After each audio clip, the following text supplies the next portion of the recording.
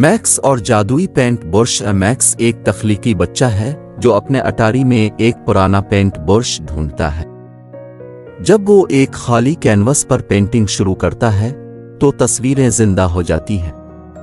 वो एक सब्ज ड्रैगन पेंट करता है और अचानक एक दोस्ताना ड्रैगन सामने आ जाता है।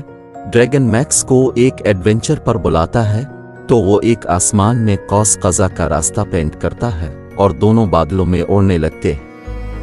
उड़ते हुए मैक्स सितारे पेंट करता है जो उनके अर्ध गिर्द चमकते हैं। वो एक जादुई जमीन पर पहुंचते हैं जहां हर जानवर बात कर सकता है। मैक्स एक बड़ा ट्री हाउस पेंट करता है और वो फौरन उगने लगता है।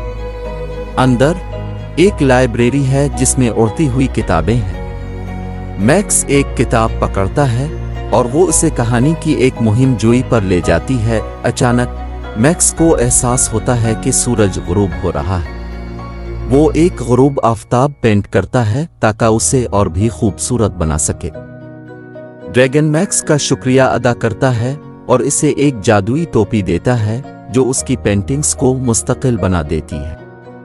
मैक्स वापस घर जाने के एक दरवाज़ा पेंट करता है और अपने नए जादुई दोस्तों को अलविदा कहता है।